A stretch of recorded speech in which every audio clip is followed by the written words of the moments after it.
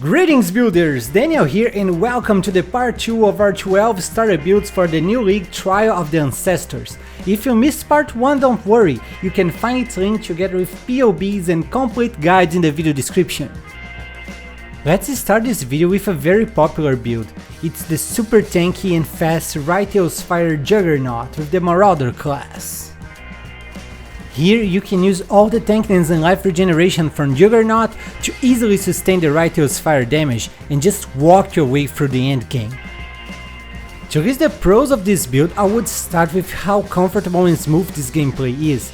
As soon as you get this build sustaining Righteous Fire, you start clearing maps without even noticing. This character is also super tanky and will be hard to die even if you try to.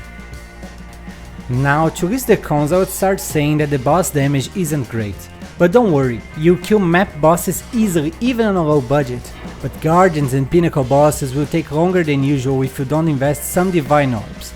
Another issue is that the leveling is a little bit complicated since we use a spell as a Marauder, but if you follow closely the steps from the leveling section on the complete guide, you won't have a problem. As for budget, you can get it destroying early in-game maps with only around 105 chaos, but if you follow the crafting tips on the complete guide, this can get a lot cheaper. To comfortably advance to yellow maps, you need to invest around 150 chaos, and for easily completing your Atlas, I recommend investing around 4 divines, mostly on your survivability. Don't forget that on PoEbuilds.net you can find a list with all the equipment that you need to buy for this build, with direct links for examples being sold by other players. You need 2 mandatory unique items for this build. The first are the Legacy of Fury boots. They escort nearby enemies and cause them to explode for an amazing clear speed. Those boots might be a little bit expensive during the first days of a new league, but don't worry, you'll be fine playing without them until the price drops. The other mandatory unique is the Immortal Flash Belt. This one grants a huge amount of life regeneration and even a great armor buff. For clear speed, I'll give this build 10 out of 10. As mentioned before, as soon as this build is complete, you just walk and watch every enemy burn just because of your presence. This means not stopping for casting and saving a lot of time while farming. The boss damage on the other hand is not that great. I would give it just 7 out of 10 because it will need investment to deal a decent DPS on Pinnacle bosses and Guardians, but this build still can kill map bosses easily even on a low budget. For the survivability, this build is surely a 10 out of 10. As you can see on the POB, this build gets over 100,000 armor, 2000 life regeneration per second, over 87% of all elemental resistance and even over 50% chance to block spell damage. Even if you try to die, it wouldn't be easy. Next, we have the incredible Explosive Arrow Champion with the Duelist class.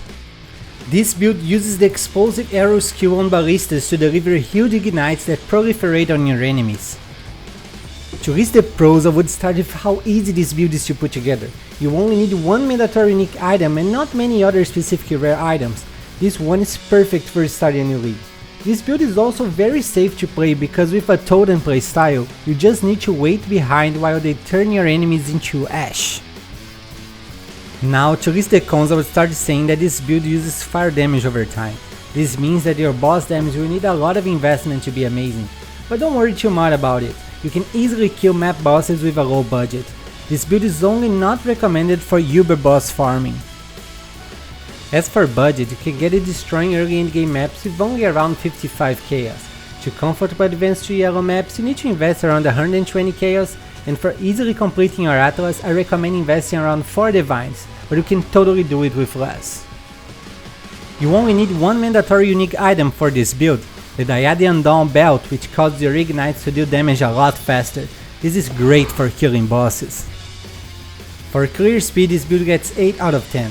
I took 2 points out because of this delay that Explosive Arrow has before exploding and proliferating your ignites. This might feel a little bit clunky, but as you can see, the clear speed is great to farm red maps.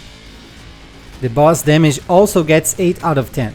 As mentioned before, fire damage over time builds need to invest many Divine Orbs to have a big single target damage, but this one, even on a low budget, will be able to farm red map bosses without any issue.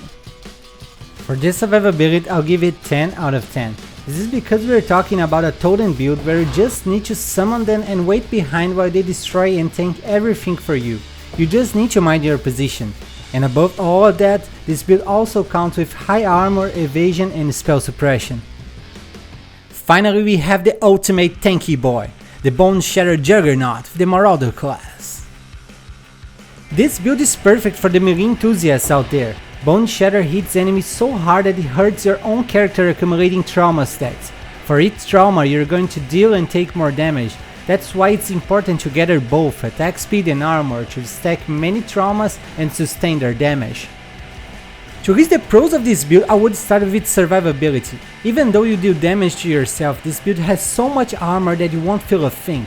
Now, because of that, you might think that this build had to sacrifice speed or boss damage, but no, it's still super fast and can kill guardians in just a few seconds.